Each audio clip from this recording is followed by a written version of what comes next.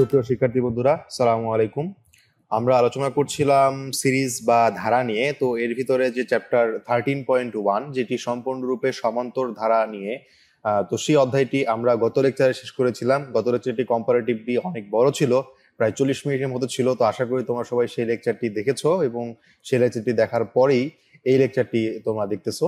তো যদিও গত লেকচারের সাথে কোনো সম্পর্ক আজকের লেকচারের নেই, কারণ দুটি আলাদা অধ্যায় এবং দুটাতেই আমরা ডিফারেন্ট জিনিস দেখতেছি। সো এই জন্য আলটিমেটলি দুটি অধ্যায়ের ভিতরে তেমন কোনো কানেকশন নাই। বাট তারপরও বলবো যে যদি তুমি এই ভিডিওটা প্রথমবারের মতো দেখো, তাহলে সেক্ষেত্রে তার আগে 13.1টা দেখে আসো, তোমার জন্য অনেক কিছু বুঝতেই অনেক ইজি হয়ে যাবে।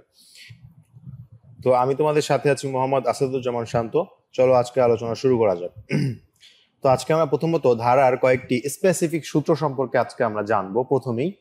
তবে একটু বলে রাখি যে এই সূত্রগুলো শুধুমাত্র তোমার যে গুণোত্তর ধারার জন্য বলবো কিংবা শুধুমাত্র যে সমান্তর ধারার জন্য বলবো ব্যাপারটা তা না। এটা ইনে হোল আমি সব কিছু জন্যই বলতে পারবো, অর্থাৎ সমান্তর ধারার জন্য এটা প্রযোজ্য হবে, গুণোত্তর ধারার জন্য এটা প্রযোজ্য হবে, অর্থাৎ এটা আলাদা একটা সিরিজ টাইপের আমরা হিসেবে করবো আর কি। সো আমরা দেখতে পাচ্ছি এখানে দেওয়া হয়েছে যে 1² plus 2² plus 3² plus dot dot dot dot plus n²। অর্থাৎ আমরা এখানে দেখতে পাচ্ছি প্রথম n সংখ্যক স্বাভাবিক সংখ্যার বর্গের সমষ্টি।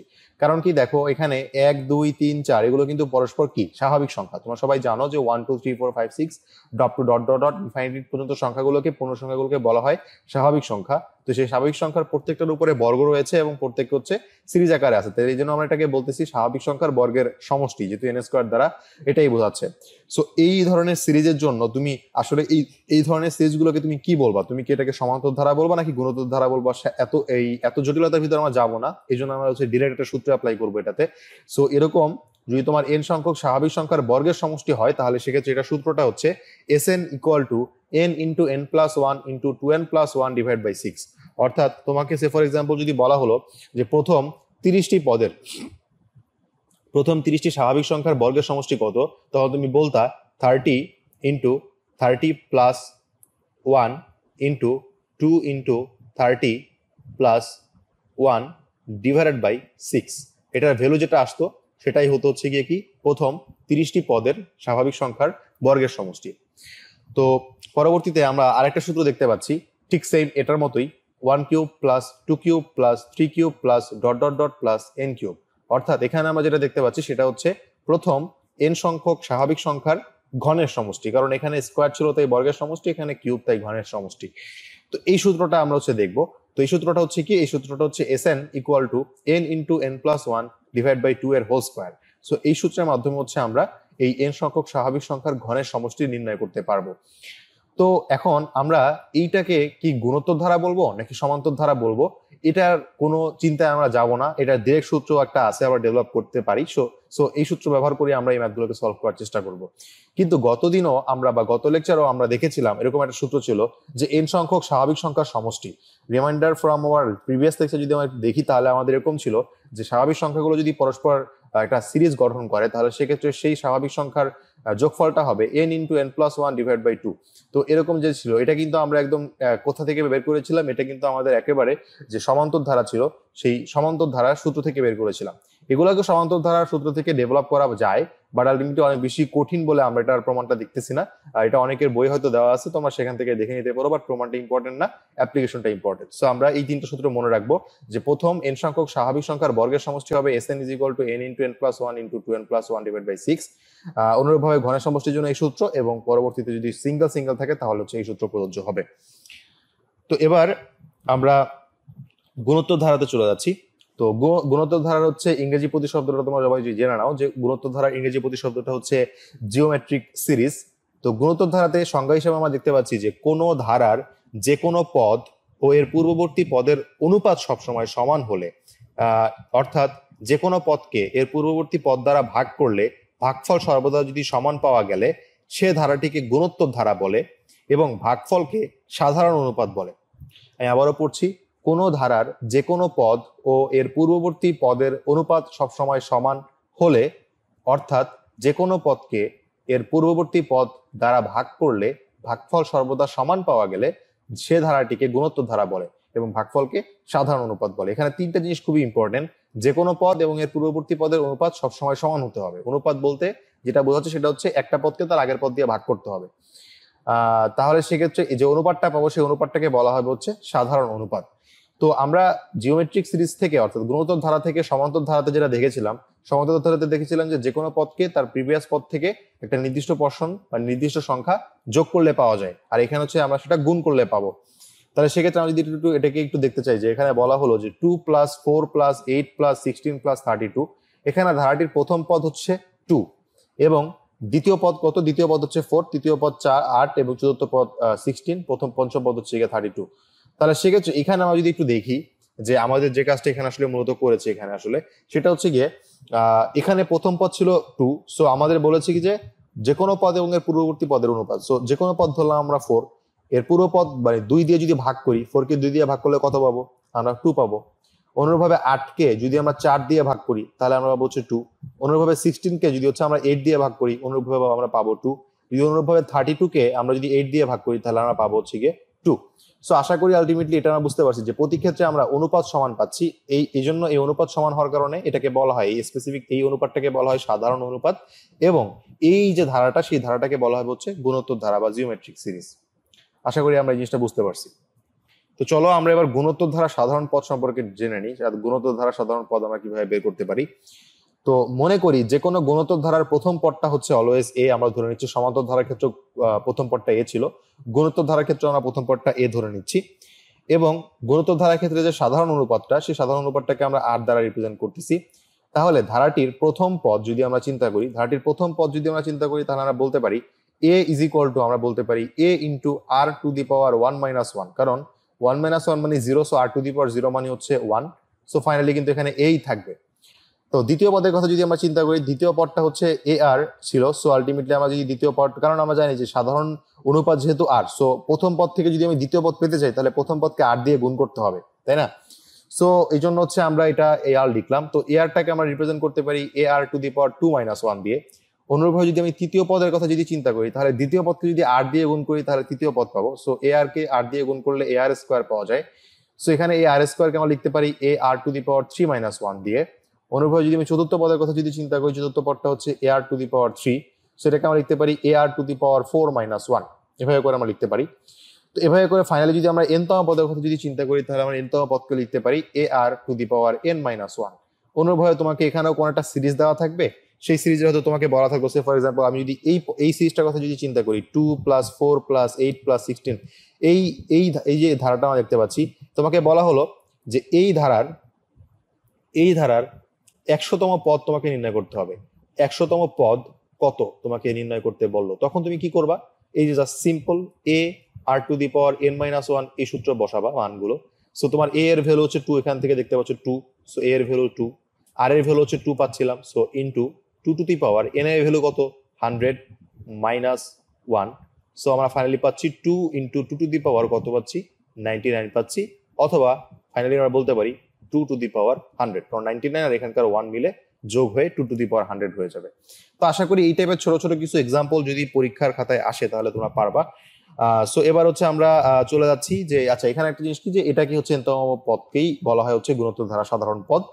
সো এবার আমরা গাণিতিক উদাহরণে যাব। গাণিতিক উদাহরণ হচ্ছে তোমাদের বইয়ে হচ্ছে উদাহরণ 7 হিসেবে পাওয়া। উদাহরণ 7 বলা হলো যে এই ধারাটির 10তম পদ নির্ণয় করো, যেটা আমি একটু আগেই দেখিয়েছিলাম কিভাবে নির্ণয় করতে হয়। সো আমরা অ্যাজ ইউজুয়াল আমরা প্রথম পদ ধরে নিলাম এ এর মান দেওয়া আছে 2, সাধারণ অনুপাত আমরা ধরে নিলাম R, so R is equal to 4 divide by 2 is equal to 2। So আমরা যদি বলতে পারি যেহেতু আমাদের এখানে একটা সাধারণ অনুপাত আছে, সো আমরা বলতে পারি এই যে আমাদের ধারাটা দেওয়া ছিল সেটা একটা কি গুণোত্তর ধারা। সো এই গুণোত্তর ধারা যদি আমরা nতম পদ দেখি, nতম পদটা হচ্ছে A R to the power n - 1। So এখানে কততম পদ বলছে? সো 10তম পদটা হবে কি? 10তম পদ হবে 10তম পদ ইজ ইকুয়াল টু 2 ইনটু আর মানে হচ্ছে 2, সো 2 টু দি পাওয়ার 10 - 1 অর্থাৎ n - n হলো এখানে। সো আমরা ফাইনালি এখানে 2 ইনটু 2 টু দি পাওয়ার 9 পাচ্ছি, সেটাকে গুণ করলে আমরা পাবো 1024। উদাহরণ 9 বলা হলো যে একটি গুণোত্তর ধারার প্রথম এবং দ্বিতীয় পদ যথাক্রমে 27 এবং 9 হলে ধারাটির পঞ্চম পদ এবং দশম পদ নির্ণয় করো। তোমার কোন একটি ধারার প্রথম পদ এবং দ্বিতীয় পদ যথাক্রমে 27 এবং 9 দেওয়া আছে, সো বাকিগুলো নির্ণয় করতে হবে। তো যদি নির্ণয় করতে হয় প্রথমত পদ হচ্ছে আমাদের এ, প্রথম পদটাকে আমরা ধরে নিলাম A, so A is equal to 27 দেওয়া আছে। তো দ্বিতীয় পদ ইজ ইকুয়াল টু 9 দেওয়া আছে। সো পরবর্তীতে তাহলে আমরা সাধারণ অনুপাত কিভাবে পাবো? তো সাধারণ অনুপাত কিভাবে পাবো? তোমরা হয়তো অনেকে ভুল করে যে কাজটা করবা, ভুল করে হয়তো 27 ডিভাইড বাই 9 দিয়ে সাধারণ অনুপাত 3 বের করতে পারো। আসলে তা না, আমরা সাধারণ অনুপাতে বের করি মানে দ্বিতীয় পদ ডিভাইড বাই প্রথম পদ, তৃতীয় পদ ডিভাইড বাই দ্বিতীয় পদ, এভাবে করে, অর্থাৎ পরের পদ ডিভাইড বাই আগের পদ। সো এই জন্য আমরা যে সাধারণ অনুপাতটা পাবো সেটা হচ্ছে 9 কে 27 দিয়ে ভাগ করলে আমরা পাবো। So 9 divide by 27 is equal to 1/3 হচ্ছে গিয়ে আমাদের এই ধারার জন্য সাধারণ অনুপাত। সো এবার যে কাজটা আমরা করবো, আমরা হচ্ছে এখান থেকে হচ্ছে ম্যাথটাকে ডেভেলপ করার চেষ্টা করি। সো আমরা যদি বলি এখানে পঞ্চম পদ কত হবে, ধারাটির পঞ্চম পদ, ধারাটির পঞ্চম পদের জন্য জাস্ট আমরা এ আর টু দি পাওয়ার n - 1 এ আমরা এ এর মান জানি, আর এর মান আমরা বের করলাম। সো এন এর মান আমাদের দেওয়া আছে 5, সো কিন্তু ইজিলি বের করে ফেলতে পারবো। So a R to the power 5 - 1, so এখানে এ এর মান 27, আর এর মান 1/3, 5 - 1 মানে 4। সো ফাইনালি আমরা এখান থেকে 1/3 পাচ্ছি। অনুরূপ ভাবে যদি আমরা দশম পদ বের করতে চাই তাহলে হবে এ আর টু দি পাওয়ার 10 - 1, সো এ এর মান 27 into 1/3 whole to the power 9। So finally আমরা এখান থেকে পাই 1/3 টু দি পাওয়ার 6। আশা করি আমরা এই ম্যাথটাও বুঝতে পেরেছি। আশা করি আমাদের এই ধরনের ম্যাথগুলো করতে ভালো লাগতেছে এবং আমরা হচ্ছে কি এগুলো পরীক্ষায় পারবো। সো এবার আমরা হচ্ছে গুণোত্তর ধারার সমষ্টি নির্ণয় করতে যাব। গুণোত্তর ধারার সমষ্টি আসলে কিভাবে নির্ণয় করতে হয়? তো মনে করি গুণোত্তর ধারার প্রথম পদ এ, সাধারণ অনুপাত আর এবং পদ সংখ্যা হচ্ছে এন। কি বললাম? প্রথম পদ এ, সাধারণ অনুপাত আর এবং পদ সংখ্যা হচ্ছে এন। তো যদি এন সংখ্যক পদের সমষ্টি এস এন হয় তাহলে আমরা যেটা করতে পারি, আমরা হচ্ছে গিয়ে এস এন ইকুয়াল টু আমরা বলতে পারি আমাদের ধারাটা A plus A R square plus dot dot dot dot dot plus A R to the power n - 2 পর্যন্ত আমরা গেলাম। এখান থেকে হচ্ছে আমরা 1 নাম্বার ইকুয়েশন দিলাম, ডেভেলপ করলাম। তো এবার যদি হচ্ছে আমরা এই সেম ইকুয়েশনটা কি যদি হচ্ছে আমরা আর দিয়ে গুণ করি তাহলে কি হবে? যে আমরা সেম ইকুয়েশনটাকে আর দিয়ে গুণ করি তাহলে আর ইন্টু এস এন হলো, আর এখানে হবে এ আর, এখানে এ আরটাকে আর দিয়ে গুণ করলে এ আর স্কোয়ারকে আর দিয়ে গুণ করলে এ আর কিউব। এভাবে করে অনুরূপভাবে যদি হচ্ছে আমরা এ আর টু দি পাওয়ার n - 2 কে যদি আর দিয়ে গুণ করি তাহলে হবে হচ্ছে A R to the power n - 1। অনুরূপভাবে লাস্টের পদটা হয়ে যাবে হচ্ছে A R to the power n। So আমরা এখানে আসলে যে কাজটা করব এটাকে 2 নাম্বার ইকুয়েশন দিলাম। এবার যদি আমরা এখানে একটা কাজ করি যে 1 নাম্বার ইকুয়েশন থেকে যদি 2 নাম্বার ইকুয়েশনকে যদি বিয়োগ করি তাহলে সেক্ষেত্রে দেখো কি আসে, এস এন মাইনাস আর আর ইন্টু এস এন এটা হচ্ছে। আর এখান থেকে যদি আমরা একটু খেয়াল করি তাহলে দেখি যে এই এ আর এখানে মাইনাস এ আর কাটা যাবে, এই এ আর স্কোয়ার কাটা যাবে, এভাবে করে সবগুলো পদ কিন্তু কাটা গিয়ে লাস্টে এখানে থাকবে A R to the power N. So এটার আগে মাইনাস ছিল, so A minus A R to the power N থাকে এখানে শুধুমাত্র। সো পরবর্তীতে আমরা যে কাজটা করবো, আমরা এখান থেকে এস এনটাকে কমন নিব, এই দুটা টার্ম থেকে এস এনটাকে কমন নিলে হবে S n into 1 minus r equal to, যদি আমরা এই দুটা টার্ম থেকে যদি এ কে কমন নিই তাহলে হবে A into 1 minus R to the power N. So finally আমরা এখানে এস এন এর ভ্যালু লিখতে পারি S N equal to A into 1 minus R to the power N divide by 1 minus R. আর এখানে দেখতে পাবো যখন আমাদের এই সূত্রটা কখন অ্যাপ্লাই করব, এই সূত্রটা তখনই অ্যাপ্লাই করব যখন আমাদের সাধারণ অনুপাতটা 1 থেকে ছোট হবে। এটাকে আরো বেশি ক্লিয়ার হবে ম্যাথ করার সময়। আমরা আরেকটা কেস দেখি। আরেকটা কেস হচ্ছে যদি আমরা 2 নাম্বার থেকে যদি 1 নাম্বারকে বিয়োগ করতাম তাহলে আসলে আমরা কি পেতাম? যদি আমরা 2 নাম্বার থেকে 1 নাম্বারকে বিয়োগ করতাম তাহলে জাস্ট হচ্ছে আর এস এন থেকে বাদ যাইতে হচ্ছে এস এন, অনুরূপভাবে এ আর টু দি পাওয়ার এন থেকে বাদ যাইতে হচ্ছে মাইনাস এ। সো এই জন্য হচ্ছে আমরা এটা পেতাম, অর্থাৎ R into S N minus S N equal to A R to the power N minus A হতো। এবার এখান থেকে এস এন কমন নিব, এখান থেকে এ কমন নিব। সো ফাইনালি আমরা এখান থেকে S N is equal to বলতে পারি A R to the power N minus 1 divide by R minus 1। এটা কখন ইউজ করবো? যখন আর এর মান হচ্ছে গ্রেটার দেন 1। সো এখানে আলটিমেটলি হচ্ছে আমরা দুইটাই সিদ্ধান্তে উপনীত হতে পারতেছি। একটা হচ্ছে গিয়ে S N is equal to A into 1 minus R to the power N divide by 1 minus R যখন আর এর মানটা অর্থাৎ সাধারণ অনুপাতের মানটা 1 থেকে ছোট, আর S N is equal to A into R to the power N minus 1 divide by R minus 1, এটা তখন হবে যখন সাধারণ অনুপাতের মান 1 থেকে বড়।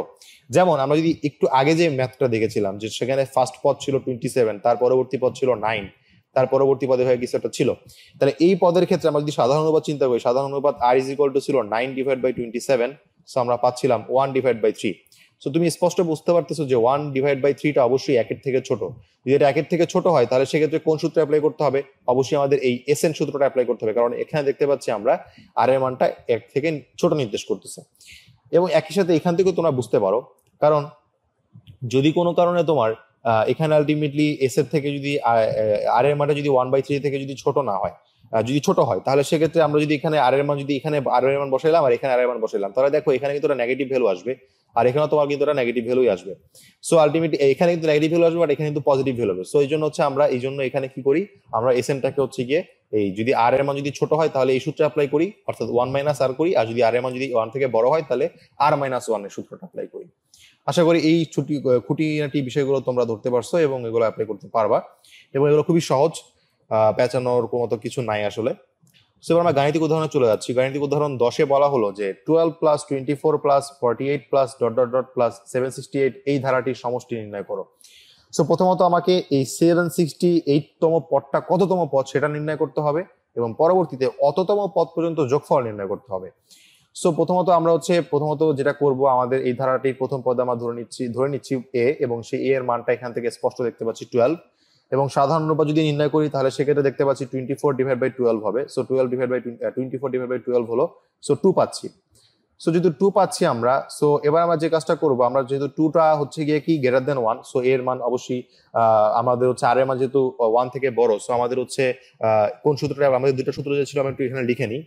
আমাদের একটা সূত্র ছিল Sn is equal to a into r to the power n minus 1 divide by r minus 1 যখন r এর মানটা গ্রেটার দেন 1, আর Sn is equal to a into 1 minus r to the power n divide by 1 minus r যখন r এর মানটা less than 1। So এটা একটু আমরা এখানে লিখে রাখলাম। সো যেহেতু এখানে আর এর মানটা গ্রেটার দেন 1, সো অবশ্যই এই সূত্রটা অ্যাপ্লাই হবে, বাট তার আগে আমাদের n এর মানটা জানতে হবে।